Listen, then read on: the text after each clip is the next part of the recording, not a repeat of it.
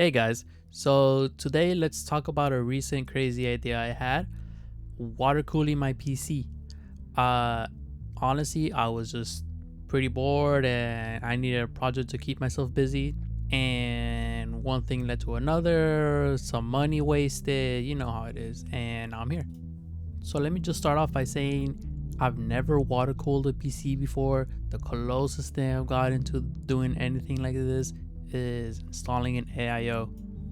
I've only built a few PCs now, maybe I don't know, like two or three. I have mostly without any issues. Definitely this being an ITX, I could definitely foresee it being a little more complicated than it would be if I were to do it in a full-size ATX or even a mid-tower.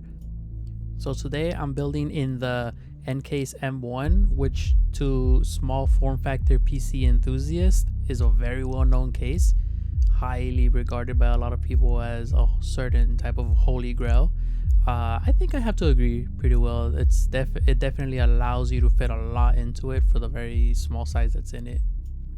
I'm using a 10900K and a NVIDIA Founders 3070. I know some people probably wondering why not Ryzen, because it was pretty difficult to get at the time, and I've had these parts for a while now. This whole build I've been planning for a really long time, maybe since sometime earlier in the year. I just started getting parts here and there. I ordered some of the parts earlier on in the year, but I was just holding out to try to see what I can upgrade in the meantime. I ended up just keeping what I have, so I recently ordered the last bits that I needed and just went full for it. This is definitely one of the scarier things that I've done, taking apart a GPU and there always being a slight chance that you could probably end up with a very expensive brick. Pretty scary, but all in all, it went pretty well.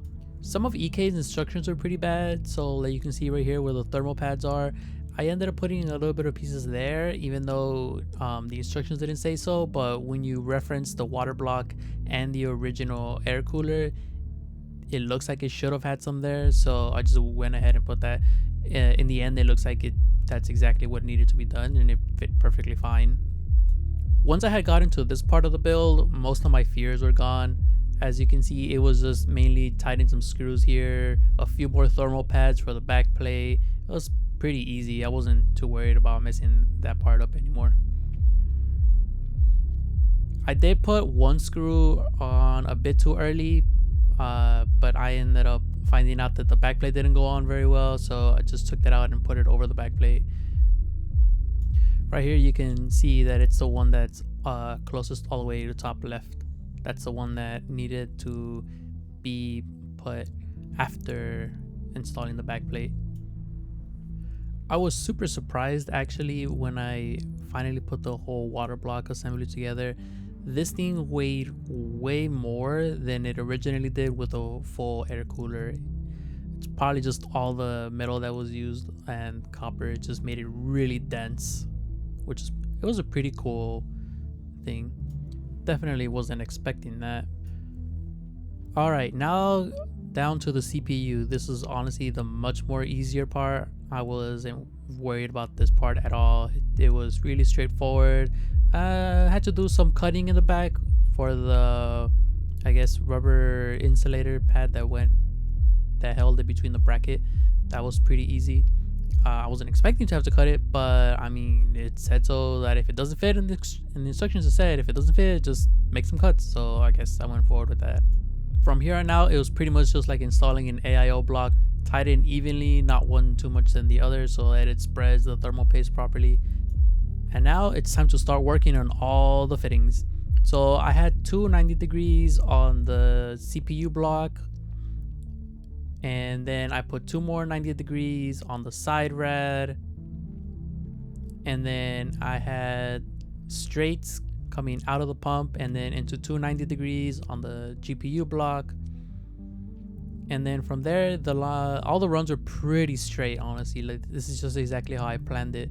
Straight from pump to GPU, GPU to bottom rad to top rad to CPU, and then CPU back to the pump.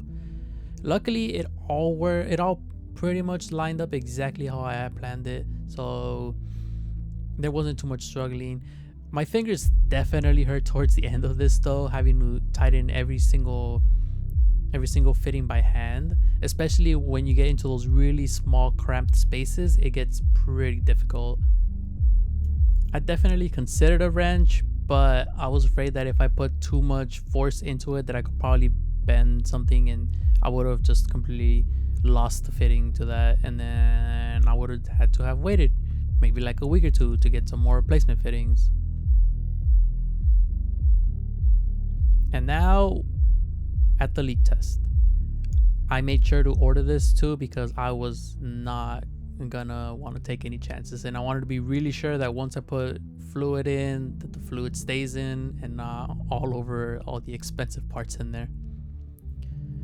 I went with clear for the liquid because honestly I'm not even gonna see it anyways, and even if I did, I'm not really too much of a fan of the color, so I'm cool with the clear.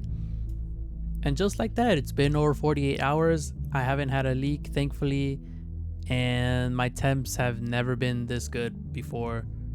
If you have any questions, feel free to drop them in the comments. I'll try to answer as many as I can. If there's enough of them, then maybe I'll consider making another video just to answer questions. But other than that, thanks for watching. Like if you want to, I guess. And yeah.